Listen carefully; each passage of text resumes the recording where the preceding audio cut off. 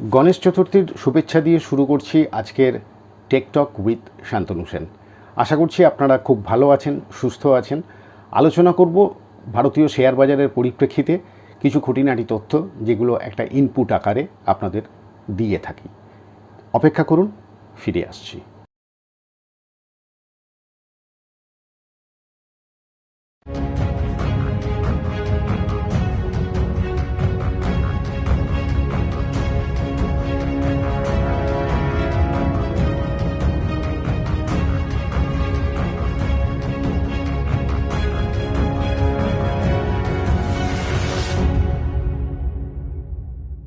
Welcome back to my YouTube channel. আমি শান্তনু, আপনাদের আরও একবার সকলকে স্বাগত জানাচ্ছি। খুব ভালো দিন, শুভ দিন। গণেশ চতুর্থীর জন্য অনেক জায়গায় পুজো হচ্ছে, বিশেষ করে মুম্বাইয়ে তো বটেই, কলকাতায়ও এবারে পুজোর সিজন শুরু হয়ে গেল গণেশ পুজো দিয়ে। তবে এবারের পুজোটা একটু অন্য ধরনের সম্ভবত। আশা করছি তার কারণটা নিশ্চয়ই আপনারা সবাই জানেন। আমার ব্যক্তিগতভাবে যেটা মনে হচ্ছে যে এই যে ফেস্টিভ সিজনটা শুরু হলো, এটা আর 10-15 দিন পরেই বিশ্বকর্মা পুজো, তার 15 দিনের পরেই আমাদের মহালয়া, এবং তারপরে তো চলতে থাকবে টিল ডিসেম্বর জানুয়ারি পর্যন্ত। তো এই যে ফেস্টিভ সিজনটা আছে, এই ফেস্টিভ সিজনে কিন্তু আমাদের মনের ভেতরে যে আনন্দ থাকে, সেই আনন্দটায় কোথাও না কোথাও একটা কালো দাগ একটা মনে হয় সবার মনেই আছে। মানিয়ে নিতে হবে, এগিয়ে যেতে হবে, এটাই আমাদের স্বাভাবিক ধর্ম। তো সেই নিয়েই আলোচনাটা এগিয়ে নিয়ে যাচ্ছি শেয়ার বাজারের পরিপ্রেক্ষিতে। গত সংখ্যায় আমরা যখন আলোচনা শেষ করেছিলাম, নিশ্চয়ই আপনাদের মনে থাকতে পারে যে একটা আলোচনার মধ্যে উঠিয়ে এনেছিলাম যে 25,300 থেকে 25,400 ভেতরে সূচকের একটা ছোট বাধা পেতে পারে। 25,335 সম্ভবত এক্স্যাক্ট ফিগারটা হচ্ছে 25,333.65 থেকে স্পট নিফটি ফিরে এসছে। এখানে যে ক্লোজিংটা দিয়েছে সেটা কিন্তু খুব একটা ভালো ক্লোজিং নয়। এখন যে সপ্তাহটা আমরা পা রাখবো 9/9/2024 থেকে 13/9/2024 মধ্যে সপ্তাহটা থাকবে। এই সপ্তাহের মধ্যে খুব গুরুত্বপূর্ণ দিনগুলো আমরা পার করব। বিশেষ করে সোমবার, মঙ্গলবার খুব গুরুত্বপূর্ণ। তার কারণ আমি টেকনিক্যালসের বিশ্লেষণে আলোচনা করেছি। ছোটোখাটো কয়েকটা জিনিস মাথায় আপনাদের রাখার অনুরোধ করব। সেটা হচ্ছে এই যে র্যালিটা কন্টিনিউ হচ্ছে, এই র্যালিটার মধ্যে আমি দু একটা জিনিস লক্ষ্য করছিলাম। একটা হচ্ছে দেখবেন একটা সেক্টর রোটেশন হচ্ছে। যেমন ধরুন কিছুদিন আগে পিএসইউ সেক্টর, ডিফেন্স সেক্টরে খুব অ্যাগ্রেসিভ মুভমেন্ট হয়েছে। এবারের মুভমেন্টটা কিন্তু একটু থেমে থেমে, অর্থাৎ মুভমেন্টটা হচ্ছে কিন্তু প্রিভিয়াস স্টপ আর ধরতে চাইছে না, মাঝে মধ্যেই একটু করে ফিজল আউট হয়ে যাচ্ছে। মানে একটা র্যালি তারপর কাউন্টার র্যালি, তবে এখনও নেগেটিভ ট্রেন্ডে কনভার্ট করেনি। এরকম বহু স্টকের মধ্যেই হচ্ছে। বেশ কিছু সংখ্যক স্টক কিন্তু আবার দারুণ পারফর্ম করছে। আশা করছি সেগুলো আমাদের আলোচনার মধ্যে অনেকগুলো স্টকই আছে যেগুলো টেকনিক্যালি আপনাদেরকে বোঝানোর চেষ্টা করেছিলাম এটা একটা ইনপুট। সেই ইনপুটটাকে আপনারা কীভাবে কাজে লাগাবেন, যেমন গত সপ্তাহে আলোচনা করেছিলাম মান্থলি ব্রেকআউটের পরিপ্রেক্ষিতে, এই সপ্তাহে যদিও উইকলির আলোচনা করব। তো এটা মাথায় রাখতে হবে। এখন এই র্যালিটা যেটা তৈরি হচ্ছে, ব্যক্তিগতভাবে আমার মত, যাদের রেজাল্ট খুব ভালো ভালো এর মধ্যে হবে, তাদের একটা আপওয়ার্ড র্যালির এক্সপেকটেশন তৈরি হচ্ছে, যেটা টিল অক্টোবর পর্যন্ত থাকবে। এবার সেটা তো প্রতিদিন বাড়বে না, কিছুটা বাড়বে কিছুটা কমবে না, ওভারঅল একটা স্ট্রাকচারালি সেই পার্টিকুলার স্টকগুলো দেখবেন একটা পজিটিভিটি থাকবে। এবার রেজাল্টের দিন কিন্তু খুব চিন্তাভাবনা করতে হবে, কারণ ওই রেজাল্টের দিনে দেখতে হবে যে পার্টিকুলার স্টকটার দাম বেড়ে গেল, বেড়ে আছে না এখনও র্যালি বাকি আছে।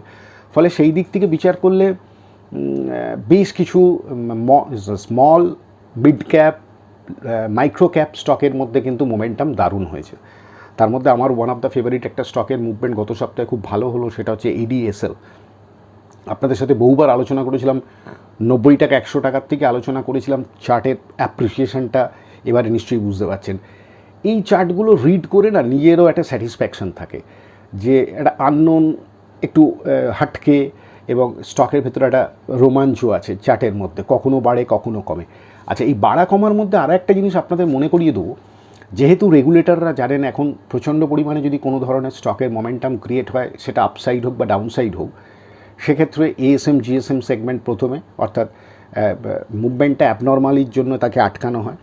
মানে দেখে নেওয়া হয় যে এটা অ্যাকচুয়ালি হচ্ছে কিনা, তারপরে তাকে বি সেগমেন্টে ফেলে দেওয়া হয়। যেমন গত সপ্তাহে আপনাদের সাথে একটা সাইবার টেকের টেকনিক্যাল চার্টের একটা ব্রেকআউট যখন হয়েছিল সেই নিয়ে একটু আলোচনা করেছিলাম।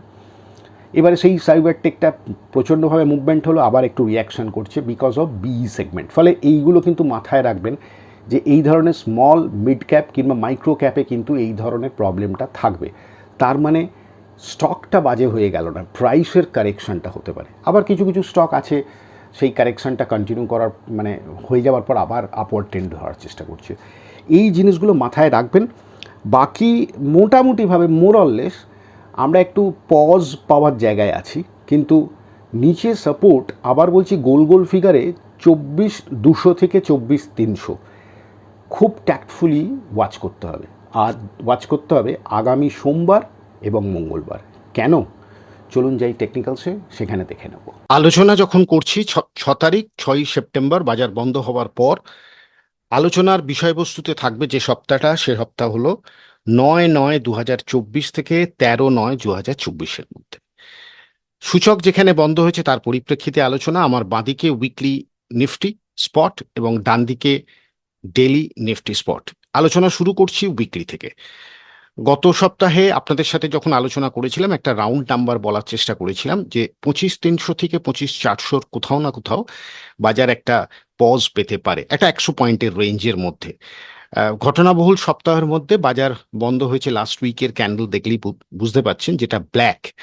যারা ক্লাসিক্যাল ক্যান্ডেলস্টিক্স দেখেন অনেকের কাছে এটা রেড হতে পারে। যাই হোক, বাজার যে জায়গায় বন্ধ করেছে এবং যে প্যাটার্নে বন্ধ করেছে তাতে উইকনেস বাজার দেখাচ্ছে, এবং উইকনেসটা আরো নিচের দিকে বাজারকে ঠেলে দিতে পারে বলে আমার ব্যক্তিগতভাবে চার্ট দেখে সেটা মনে হয়েছে। আপাতত 9 উইকলি এক্সপোনেনশিয়ালের ভ্যালু 24,606, অর্থাৎ এইখান পর্যন্ত বাজারে একটা সাপোর্ট থাকবে, এবং তার নিচে বাজার কতটা যেতে পারে কতটা আসতে পারে সেটা নিয়ে আমরা ডেইলি চার্ট পর্যবেক্ষণ করব, কারণ উইকলি চার্টের উইকনেস এখনো পর্যন্ত সেইভাবে ধরা দেয়নি নিফটিতে অন্তত। ফলে নেগেটিভ ক্লোজিং, হায়ার এন্ড থেকে যে সেল অফটা হওয়ার দরকার আছে সেটা হয়েছে। এখন কোথায় এসে স্থিতাবস্থা বজায় হবে বা পায় সেটাই দেখার বিষয়। উইকলি চার্টের এমএসিডি স্লোপ, যেটা গত সপ্তাহে একটা ওপরে আবার এই সপ্তাহে আবার নিচে, অর্থাৎ বাজারের মধ্যে যে একটা কনফিউজিং ব্যাপার আছে সেটা এমএসিডি স্লোপ দেখলেও বোঝা যাচ্ছে, যে কারণে ইন্ডিকেটারও সেই দিকেই বহন করছে, অর্থাৎ নেগেটিভ স্লোপ। আপাতত একটা পজ ওপর দিকে লাগতে পারে বলে আমার ব্যক্তিগতভাবে চার্ট দেখে মনে হচ্ছে, যদিও নেক্সট উইকের পর্যবেক্ষণটা অত্যন্ত গুরুত্বপূর্ণ হয়ে যেতে পারে। ফলে নেক্সট উইকও আরও একটা গুরুত্বপূর্ণ সপ্তাহে আমরা পা রাখার আগে বাজারের অবস্থান একটু নেগেটিভ উইকলি চার্টের পরিপ্রেক্ষিতে। ইন্টারেস্টিং পার্ট হচ্ছে ডেইলি চার্ট। এইখানে কিছু আলোচনা করব এবং চেষ্টা করেছি আমার ক্ষুদ্র জ্ঞানে টেকনিক্যালসের বিশ্লেষণ। প্রথম কথা, ফার্স্ট ক্লোজিং আমরা পেলাম যেটা 13 ডিএম এর নিচে, অর্থাৎ যে এতদিন ধরে বাজার যে উপরে চলার পর বাজারের যে রিয়াকশনটা এলো সেটা হচ্ছে ফার্স্ট ক্লোজিং। এখন এই ফার্স্ট ক্লোজিং নিচে আসার ফলে ডেফিনেটলি অনেকের ধারণা যে নিচে আরো কতটা আসতে পারে। অ্যাবসলিউটলি থিওরিটিক্যালি 3টে ক্লোজিং নিচে হতে হবে, অর্থাৎ সোমবার এবং মঙ্গলবার খুব গুরুত্বপূর্ণ হয়ে যাবে যে এই রেড লাইনের নিচে বাজার বন্ধ হলো কিনা। আপাতত অ্যাপ্রক্স 13 ডিএম এর যা ভ্যালু সেটা হচ্ছে রাউন্ড নাম্বার 25,000 ধরে নিন। তাহলে 25,000-এর নিচে যদি ক্লোজিং থাকে, আপনারা স্পেসিফিকভাবে অনেকে যারা ক্যালকুলেট করেন তারা ক্যালকুলেশন করে নিতে পারবেন, তাহলে সেক্ষেত্রে আমাদের দেখতে হবে যে লাস্ট 3 দিনের লোয়েস্ট লো কোথায় আছে। সেই লোয়েস্ট লো যদি ভাঙে সেক্ষেত্রে বাজারের গতিপথ আরো নিচের দিকে আসতে পারে। এবার আমি এখানে একটা 1 আর একটা 2 লাইন ড্র করেছি, একটা ব্লু কালার একটা রেড কালার, দুটো ভিন্ন কালার। তার কারণ হচ্ছে আমরা আরএসআই এর অবস্থান যদি দেখি, আমি 1-এর সাথে 1, অর্থাৎ এই জায়গায় যখন প্রাইস অ্যাকশন ছিল তখন আরএসআই ছিল এখানে, আবার এই জায়গায় যখন প্রাইস অবস্থান তখন আরএসআই এর অবস্থান ছিল এইখানে। এক্স্যাক্টলি এইখানে যেটা ঘটেছিল যার ফলে বাজারের একটা সাফ ফল লক্ষ্য করেছিলাম আমরা, সেটা হচ্ছে এখানে আরএসআই যে হাইটা তৈরি করেছিল তার পরিপ্রেক্ষিতে প্রাইস অ্যাকশন ছিল এখানে। পরবর্তীকালে প্রাইস অ্যাকশন এখানে পৌঁছলে পরেও আরএসআই এই জায়গায় থাকে, অর্থাৎ আরএসআই নতুন হাই তৈরি করতে পারেনি, এবং সে ঘটনাটা ঘটে 70-এর ওপরে, যেটাকে আমরা বলতে পারি টেকনিক্যালের ভাষায় আরএসআই এর একটা নেগেটিভ ডাইভারজেন্স প্রাইসের পরিপ্রেক্ষিতে। ফলে সেখানে একটা আমাদের সাবধানতা অবলম্বন করা উচিত ছিল। আরএসআই ডাইভারজেন্স মানেই বাজার পড়বে এরম কোনো থিওরি আমি অন্তত মানি না, বা টেকনিক্যাল যারা দেখেন তারা হয়তো এটা বিলিভ করেন। বাট কোথাও না কোথাও একটা আনইউজুয়াল মুভমেন্ট হচ্ছে, এটা ধরার জন্য এবং তার কনফার্মেশনের জন্য 13 এর প্রয়োজন হয়। সেটা ভাঙার পর বাজার যেটা করেছে তাতে আপনারা বুঝতে পেরেছেন যে একটা স্থিতাবস্থা আবার নিচের দিকে পায় এবং সেখানে একটা সাপোর্ট নিয়ে ওপরের দিকে আবার অগ্রসর হয়। অর্থাৎ ডাইভারজেন্সটা যেটা তৈরি হয়েছিল সেটা একটা সাব কারেকশনে রূপান্তরিত হলো, কিন্তু ট্রেন্ড সেই জায়গায় এস্টাবলিশ করতে পারলো না নিচের দিকে। সেকেন্ড যেটা হয়েছে, যেটা এইখানের থেকে এইখানে অনেকে ভাবছেন যে ডাইভারজেন্সের যে ব্যাপারটা, এইখানে আমার একটা প্রশ্ন হচ্ছে, আমরা 14 ডেজ টাইম ফ্রেমের মধ্যে আরএসআইটা দেখছি, অর্থাৎ ডাইভারজেন্সের যে ঘটনা চক্র সেটা 14 ডেজের মধ্যে দেখলে বোধহয় আমার কাছে খুব ভালো হয়, বা ম্যাক্স 15 ডেজ। ফলে এখানে যে ব্যাপারটা ঘটেছে, এই কারেকশন হওয়ার পর যে প্রাইস অ্যাকশন হয়েছে, অর্থাৎ এই দুটো টপ যদি আমরা দেখি সেটা 14 ডেজ ক্রস করে গেছে। ফলে এই 2 নম্বর যে ব্যাপারটা হয়ে আছে, এটাই আমি বলবো উইকনেসটা ধরা পড়ছে।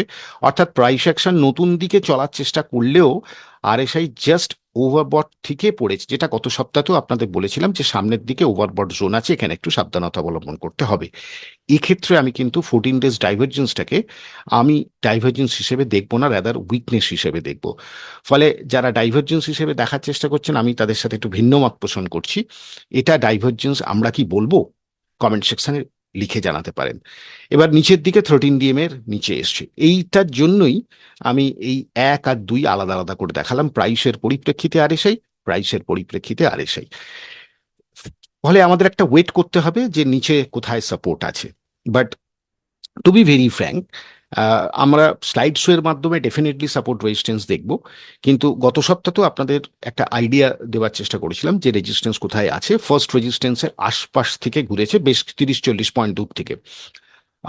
রাউন্ড নাম্বার আমার এখনো ব্যক্তিগতভাবে মনে হয়েছে 25,345 এবং 25,375, এই জোনটা এমন একটা জোন, ক্রিটিক্যাল জোন হয়ে আছে। যতক্ষণ না এটার উপরে বাজার আবার ক্লোজিং দিতে পারছে, নতুন করে ঊর্ধ্বমুখী পাওয়াটা বাজারের পক্ষে কিন্তু একটু ডিফিকাল্ট হয়ে যাচ্ছে। সেই কারণে নিচের দিকে আবার কিন্তু আমাদের রাউন্ড নাম্বার, সেটা 24,300, 24,200, এই জায়গাটা কিন্তু আমাদের একটু ক্লোজ আই রাখতে হবে।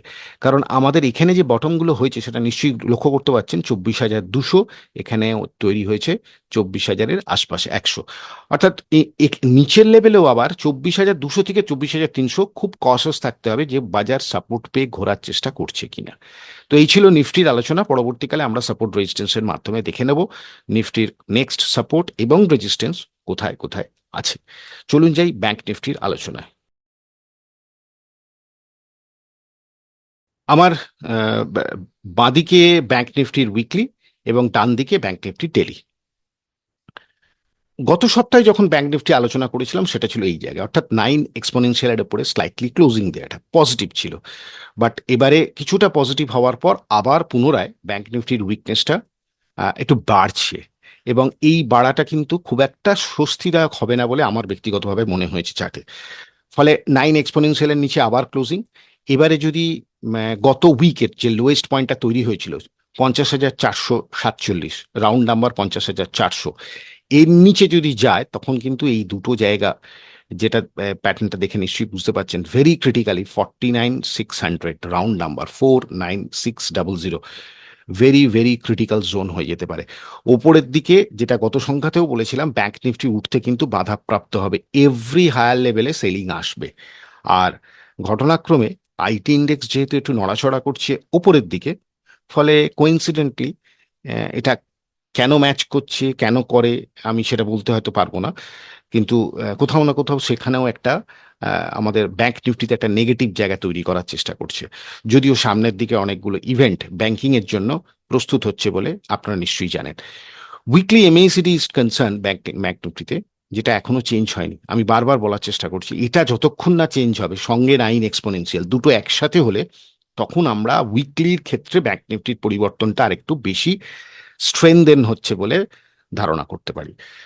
ডেলি ব্যাংক নিফটির ক্ষেত্রে এখানেও ফার্স্ট ক্লোজিং, অর্থাৎ ম্যানেজ করে উপরের দিকে কিছুটা যাওয়া, তারপরে ঠিক এই সমস্ত জায়গায় সাপ্লাইয়ের আগেই ব্যাংক নিফটির আবার পুনরায় 13 এর নিচে ক্লোজিং। তার মানে ইন্ডেক্স ওয়াইজ দেখতে গেলে আমরা ডেলি ব্যাংক নিফটি এবং ডেলি নিফটিতে 13 এর নিচে কনজিকিউটিভ 2 নাইট ক্লোজ হয়েছে।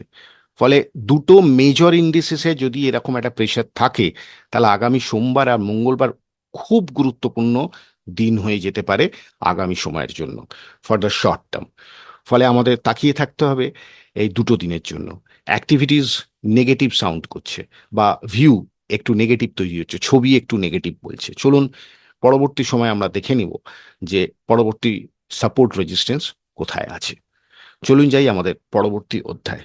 আশা করছি টেকনিক্যাল আলোচনা শুনে বুঝতে পেরেছেন। এবার দেখে নেওয়া যাক সম্পূর্ণ ক্যালকুলেটিভ পদ্ধতির মাধ্যমে নেক্সট উইকের নিফটি, ব্যাংক নিফটি এবং ফাইন্যান্সিয়াল নিফটির সাপোর্ট রেজিস্ট্যান্স কী কী আছে।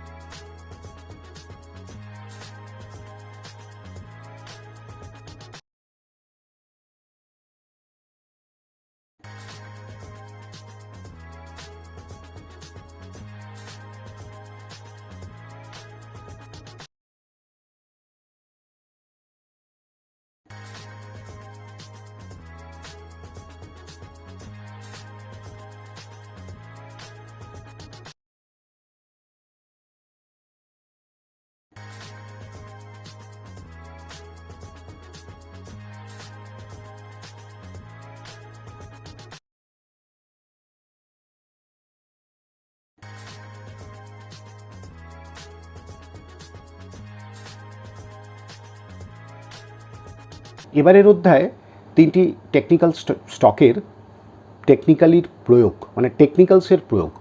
কোনোভাবেই এটাকে আপনারা যে চার্ট স্টাডিটা করছেন তার বাইরে অন্য কিছু ভাববেন না। অর্থাৎ কোনোভাবেই এটা রিকমেন্ডেশন নয়, এটা একটা শিক্ষামূলক চ্যানেল। অর্থাৎ শিক্ষামূলক দিক থেকে আমি চেষ্টা করেছি বিভিন্ন প্রয়োগ। গত 2 সপ্তাহ আগে যেখানে ট্রিপল পি বা পি, 3টে পি এর কথা বলেছিলাম, এবারের আলোচনায় 3টে এ, অর্থাৎ ট্রিপল এ। দেখে নেওয়া যাক এই ট্রিপল এর স্টকগুলো টেকনিক্যালি কোথায় অবস্থান করছে আর চার্ট কি ইন্ডিকেট করার চেষ্টা করছে। চলুন যাই 3টি স্টকের আলোচনায়। আজকে যে তিনটি স্টকের উপরে টেকনিক্যাল বিশ্লেষণ করব, 2 সপ্তাহ আগে যখন ট্রিপল পি নিয়ে আলোচনা করেছিলাম, আজকে ট্রিপল এ নিয়ে আলোচনা করব। ট্রিপল এ বলতে আধার হাউজিং, এসিসি লিমিটেড।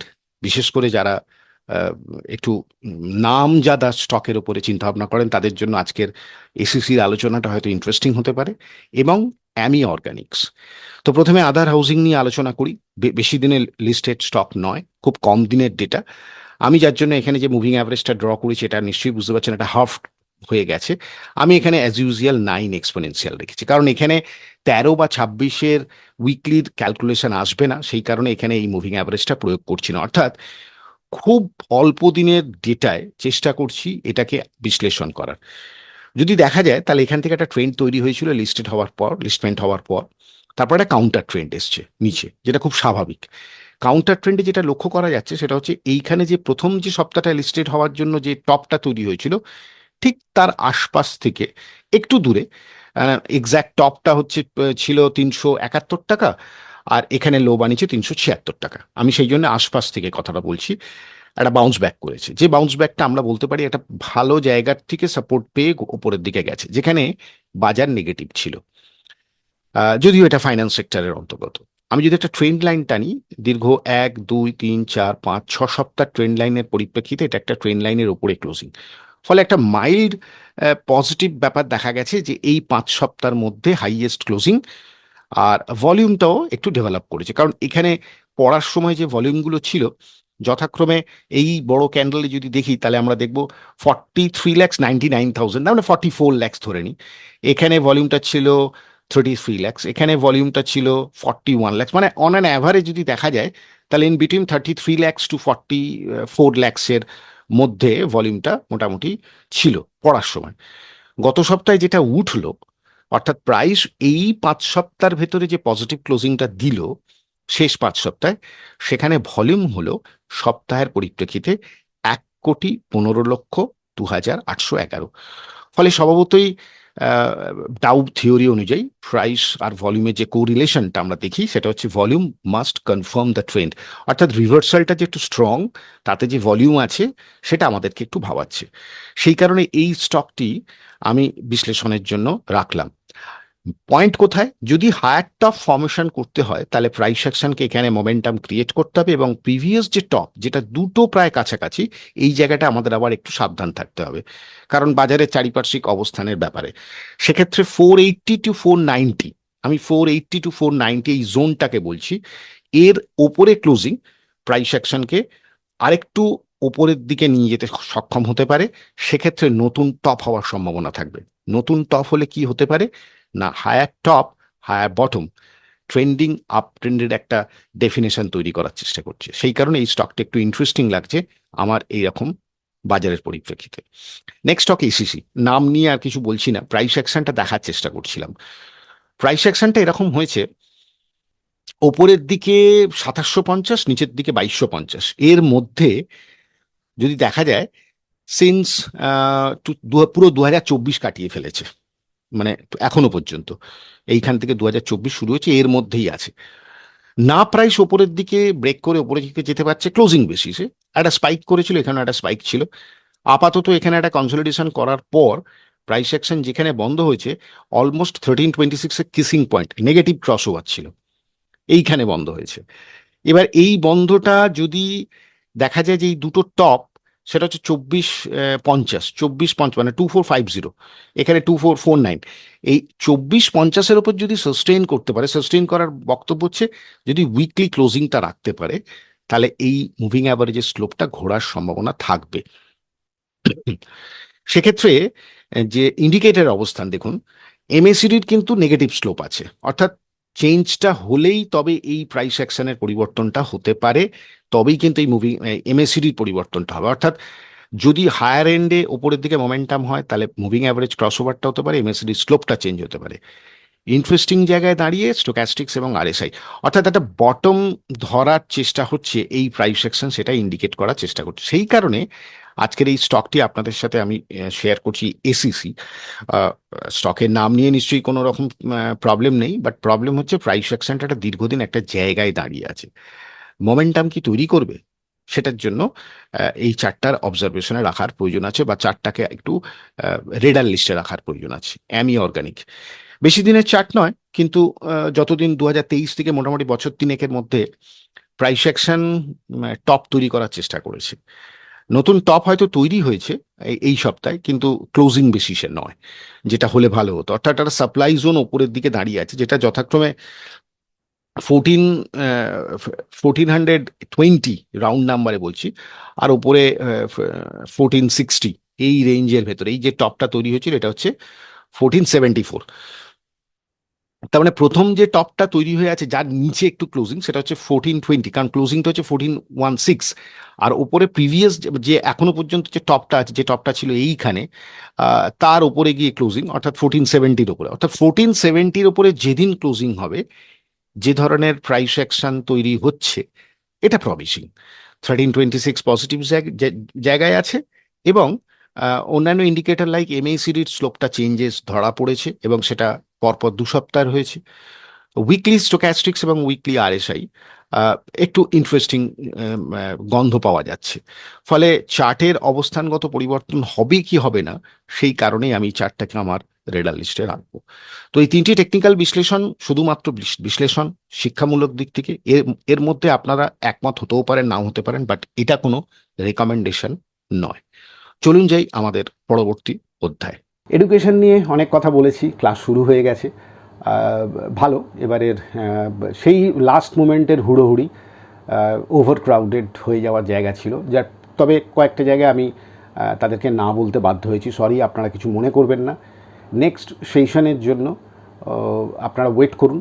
হোপফুলি আমি এই সেশনটা যেখানে শেষ করব সেটা হচ্ছে ওই নভেম্বরের শেষ, ডিসেম্বর লাগবে, কারণ ছুটি ছাটা আছে। তো নেক্সট সেশনের জন্য যারা মনে করছেন টেকনিক্যাল শেখার প্রয়োজন আছে, সেটা 2025-এ আমি অ্যানাউন্সমেন্ট করে দেবো। তবে এবারে ব্রেকআউট স্টকে যাওয়ার আগে যেটা বলার উদ্দেশ্য সেটা হচ্ছে, এবারের ব্রেকআউট স্টকগুলো উইকলির পরিপ্রেক্ষিতে করেছি, যেটা গত সংখ্যায় করেছিলাম মান্থলির পরিপ্রেক্ষিতে, বিকজ মান্থ ক্লোজিং হয়ে গেছিলো। উইকলির ক্লোজিংয়ের পরিপ্রেক্ষিতে যে চার্টগুলো দেখে মনে হচ্ছে অ্যাক্টিভিটিস তৈরি হতে পারে, টেকনিক্যালি এমন একটা জায়গায় অবস্থান করেছে। এবার অ্যাক্টিভিটিসটা নেক্সট উইকেই হবে এরমভাবে ভাবা যায় না, ফলে চার্ট রিড করতে হবে, এগুলোকে রেডার লিস্টে রাখতে হবে, তারপরে আপনাদের ব্যক্তিগত চার্ট অ্যানালিসিসের মাধ্যমে কোনো সিদ্ধান্ত নেওয়ার চেষ্টা করবেন। বাট আমার প্রয়াসটা হচ্ছে শিক্ষামূলক দিক থেকে চার্টগুলোকে ব্রেকআউট বলেই মনে হচ্ছে। চলুন যাই ব্রেকআউট স্টকে।